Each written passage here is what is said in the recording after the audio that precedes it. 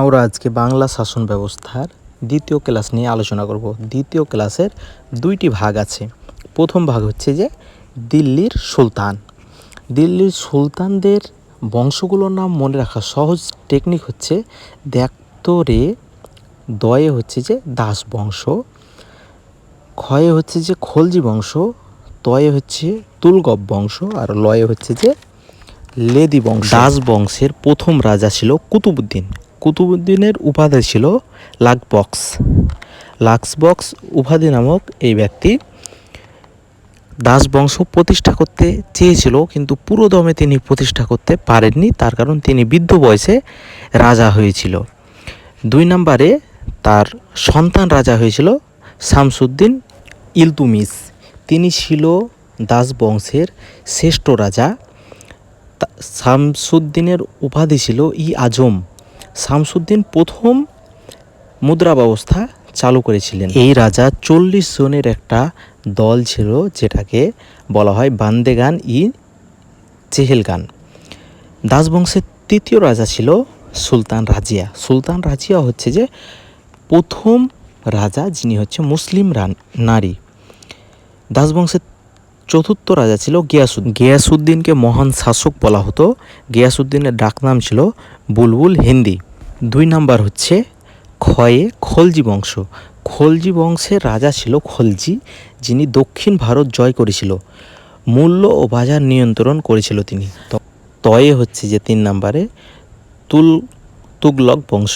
তুগলক বংশের প্রকৃত রাজা ছিল তুগলক। তিনি দিল্লি হতে দেবগিরি রাজধানী নিয়ে গেছিল, কিন্তু সেখানে টিকতে না পারায় আবারও তিনি ফেরত এসেছিল দিল্লিতে। প্রকৃত মুদ্রার প্রবর্তন করেছিলেন এই তুগলক রাজা। তুগলক বংশের দ্বিতীয় রাজা ছিল মাহমুদ। মাহমুদ হচ্ছে এই তুগলক বংশের শেষ রাজা। 4 নম্বরে হচ্ছে যে লয়ে লোদি বংশ। লোদি বংশ হচ্ছে যে পানিপথে প্রথম যুদ্ধ করেছিল। লোদি বংশ পানিপথে যুদ্ধ করেছিল 1926 সালে, এবং পানিপথের যুদ্ধেই সর্বপ্রথম কামানের ব্যবহার হয়েছিল। লোদি বংশের মাধ্যমেই, এই পানিপথের যুদ্ধের মাধ্যমেই দিল্লির সুলতান শাসন আমল শেষ হয় এবং মুঘল সাম্রাজ্যের শাসন আমল শুরু হয়। আজকের ক্লাসের দ্বিতীয় পাঠ হচ্ছে যে মুঘল সাম্রাজ্য। মুঘল সাম্রাজ্যের রাজাগুলো মনে রাখার সহজ একটা টেকনিক আছে।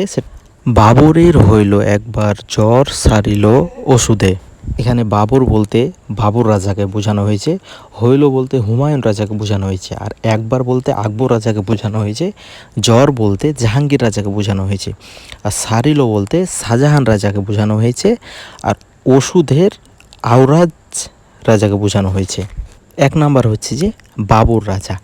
বাবর রাজা মূলত পানিপথে যুদ্ধ করেছিল লোদি বংশের সাথে, এবং তিনি বাবর জয়লাভ করেছিল। বাবর রাজাই হচ্ছে যে মুঘল সাম্রাজ্যের প্রতিষ্ঠাতা। বাবর রাজা বাবরি মসজিদ তৈরি করেছিল। কিছু হিন্দু উগ্রবাদী 6 ডিসেম্বর 1992 সালে এই বাবরি মসজিদটাকে ভেঙে ফেলেছিল। বাবরের আত্মজীবনী আছে ই বাবর নামে। 2 নাম্বার রাজা হচ্ছে হুমায়ুন রাজা। হুমায়ুন রাজা সম্পর্কে তেমন পরীক্ষায় কোনো প্রশ্ন আসে না। 3 নাম্বার রাজা হচ্ছে আকবর রাজা। এই আকবর রাজা মাত্র 13 বছর বয়সে রাজত্ব পেয়েছিল। পানিপথে প্রথম যুদ্ধ করেছিল বাবর রাজা, আর দ্বিতীয় যুদ্ধ করেছিল পানিপথে 1956 সালে আকবর রাজা। আকবর রাজা একটু ইসলামিক মানুষ ছিল। আকবর রাজা এই জন্য একটা ইসলাম সংস্থা তৈরি করতে চেয়েছিল। দিনী ইলাহি নামে একটি সংস্থা তৈরি করেছিল, যিনি সেখানে মাত্র 18 জন লোক ছিল। এই মুঘল সাম্রাজ্যের সবচেয়ে বেশি প্রচারণা ছিল আকবর রাজার, বেশি বিস্তার ছিল আকবর রাজার। আকবর রাজার অর্থনীতি অথবা রাজস্ব মন্ত্রী ছিল টোডরমল। টোডরমল একটা ফরাসি শব্দ। আকবর রাজা মৃত্যুর পরে সেকেন্ড রাতে তাকে দাফন করা হয়েছিল। 4 নম্বর রাজা হচ্ছে জাহাঙ্গীর রাজা। জাহাঙ্গীর রাজার বিয়ে হয়েছিল নূরজাহান নামে একটা মহিলার সাথে, যার অন্য নাম ছিল মেহেরুন নেসা। জাহাঙ্গীর যখন মৃত্যুবরণ করে তাকে লাহোরে দাফন করা হয়। 5 নম্বর রাজা ছিল মুঘল সাম্রাজ্যের শাহজাহান। শাহজাহান এর স্ত্রীর নাম হচ্ছে মমতাজ। এই মমতাজের জন্য তিনি তাজমহল নির্মাণ করেছিল যমুনা নদীর পাশেই। 5 নম্বর রাজা হচ্ছে আওরঙ্গজেব। আওরঙ্গজেবের অপর নাম হচ্ছে আলমগীর, তাকে ভারতের আলমগীর বলা হতো। এই 5 নম্বর রাজার পরে আরও 2জন ছোট ছোট রাজা এসেছিল। 1 নম্বর হচ্ছে মুহাম্মদ নাদির নামক এক ব্যক্তি ছিল, যিনি এই মুহাম্মদ শাহর রাজ্য থেকে মণিমুক্তা সব কিছু লুট করে নিয়ে গেছিল। আওরঙ্গজেবের এখানে 2 নম্বর রাজা ছিল দ্বিতীয় বাহাদুর রাজা। এই দ্বিতীয় বাহাদুর রাজার সমাধি হচ্ছে ইয়াঙ্গুনে। মুঘল সাম্রাজ্যের রাজাগুলো মনে রাখার জন্য যে সূত্রটা দেওয়া হয়েছে, এই সূত্রটার মাধ্যমে আরও একটা সুন্দর এমসিকিউ মাঝে মাঝেই কমন পাওয়া যায়। সূত্রটা দেখলে বুঝতে পারবে। বাবর হচ্ছে যে মুঘল সাম্রাজ্যের প্রথম রাজা। বাবরের সন্তান হুমায়ুনের সন্তান আবার আকবর রাজা। আকবরের সন্তান হচ্ছে জাহাঙ্গীরের সন্তান শাহজাহানের সন্তান হচ্ছে আওরঙ্গজেব। তাহলে দিল্লির সুলতান থেকে মুঘলদের হাতে কিভাবে ক্ষমতা এসেছিল? পানিপথ যুদ্ধের মাধ্যমে।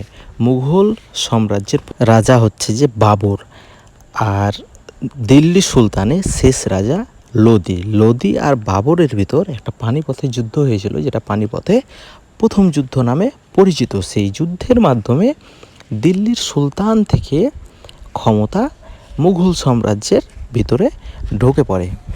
দিল্লি সুলতান ও মুঘল সাম্রাজ্যের অসাধারণ একটা ক্লাস। শুধু সূত্রগুলো মুখস্থ করবে, আর যেইভাবে লেখা আছে স্ক্রিনে সেমভাবে লিখবে। 2-3 বার পড়লেই দেখবে সব কিছু মুখস্থ হয়ে যাবে। ভিডিওগুলো ভালো লাগলে চ্যানেলটা সাবস্ক্রাইব করুন এবং বন্ধুদের শেয়ারের মাধ্যমে তাদের পড়ার সুযোগ করে দিন। ধন্যবাদ সবাইকে।